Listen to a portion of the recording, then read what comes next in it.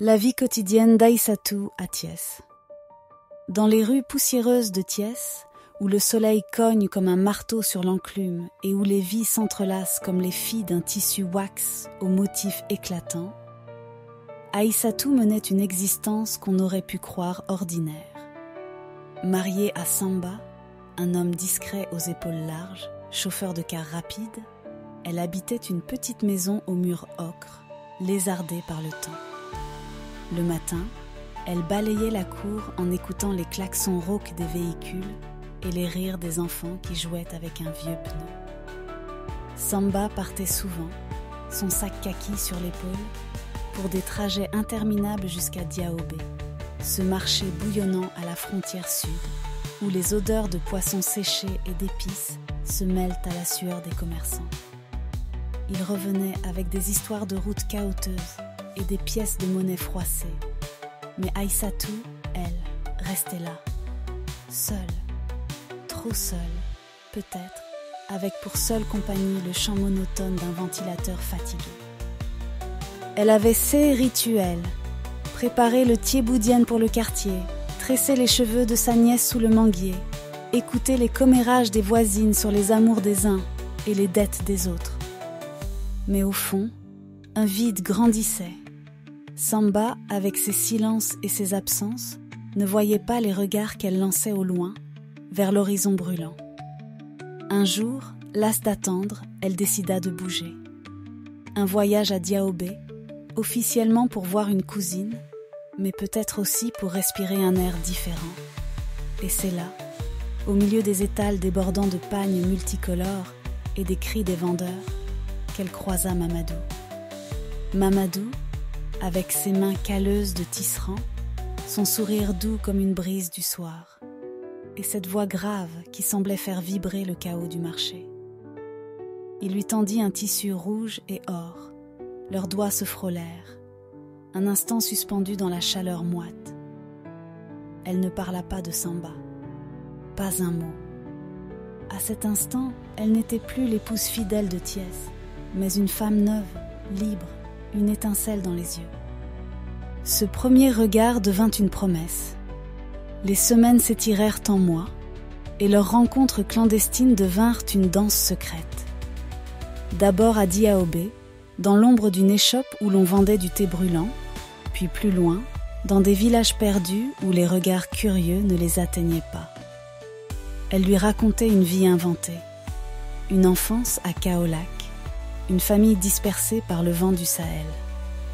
Mamadou, ébloui, l'écoutait, un sourire en coin, pendant qu'il nouait des cordelettes autour de ballots d'étoffe.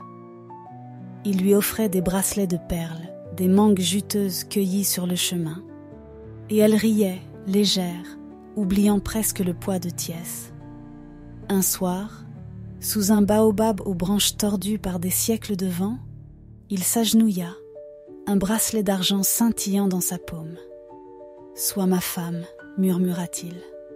Aïssatou, le cœur battant, dit oui, happée par son propre mensonge.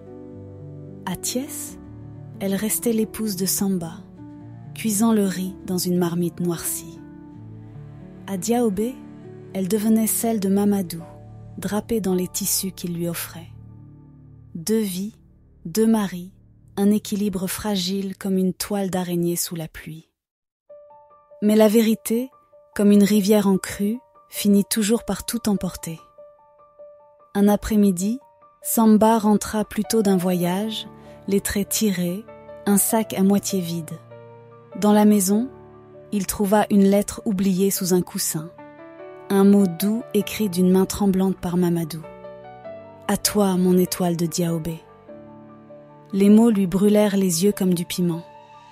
Il relut, incrédule, puis la colère monta, sourde, jusqu'à faire trembler ses mains. À des centaines de kilomètres, Mamadou reçut un appel qui lui glaça le sang. Un ami, croisé au marché de Thiès, ricana. « Ta femme, elle porte une alliance qui n'est pas la tienne, tu savais ?» Mamadou fronça les sourcils, chassa l'idée, mais le doute s'infiltra comme du sable dans une chaussure. Chacun, de son côté, commença à creuser. Samba interrogea les voisins, fouilla les affaires d'Aïssatou, trouva un bout de tissu qu'il ne reconnut pas. Mamadou paya un cousin rusé pour suivre ses traces jusqu'à Thiès, jusqu'à cette maison ocre qu'il ne connaissait pas. La confrontation éclata comme un orage. Samba, les yeux rougis, brandit la lettre devant Aïssatou. Elle nia d'abord, la voix brisée, prétextant un malentendu, mais les preuves s'amoncelaient. Des messages sur un vieux téléphone, une photo floue prise par une voisine indiscrète. À Diaobé, Mamadou apprit la vérité par son cousin, qui revint avec un nom, Samba. Les deux hommes, sans jamais se croiser, découvrirent qu'ils partageaient la même femme. Samba pleura dans la cour, sous le regard gêné des enfants. Mamadou, lui, fracassa une pile de tissu contre un mur, hurlant dans la nuit. Aïssatou, prise au piège de ses propres fils, vit tout s'effondrer. Les regards amoureux, les promesses, les vies qu'elle avait bâties. Les familles entrèrent dans la danse, furieuses. À Thiès, les tantes de Samba traitèrent Aïssatou de sorcière, crachant leurs insultes entre deux gorgées de thé. À Diaobé, la mère de Mamadou pleura son fils déshonoré, brûlant des herbes pour chasser le mauvais sort. Les voisins jasèrent, les langues se délièrent. Une femme sans vergogne, disait-il à Thiès. Une étrangère qui joue avec les cœurs, murmurait-il à Diaobé. Samba et Mamadou, unis par la même douleur, portèrent plainte. La police s'en mêla. Un officier aux lunettes rayées, le visage marqué par trop d'histoires comme celle-ci. Il convoqua Aïssatou dans un bureau étouffant où une ampoule clignotait. Elle tenta de se défendre, parla de solitude, d'amour maladroit, mais ses mots sonnaient creux. La bigamie, au Sénégal, ne s'excuse pas. Les menottes claquèrent, froides, un bruit tranchant dans le brouhaha de la foule dehors. Assise dans une cellule au mur taché d'humidité, Aïssatou fixait le vide. Elle revoyait Samba, ses silences lourds, ses mains rugueuses qui réparaient le moteur du car. Elle repensait à Mamadou, à ses étoffes colorées, à ses rêves d'une maison pleine d'enfants. Dehors, Thiès vibrait de ses moteurs et de ses marchés, Diaobé de ses cris et de sa poussière, indifférente à son sort. Samba pleurait encore, seul sous le manguier, un bol de riz intact devant lui.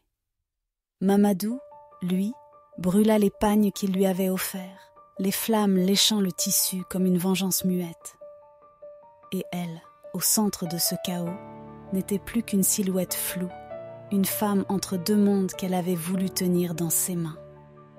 Certains diront qu'elle a joué avec le feu, une torche allumée par sa propre audace.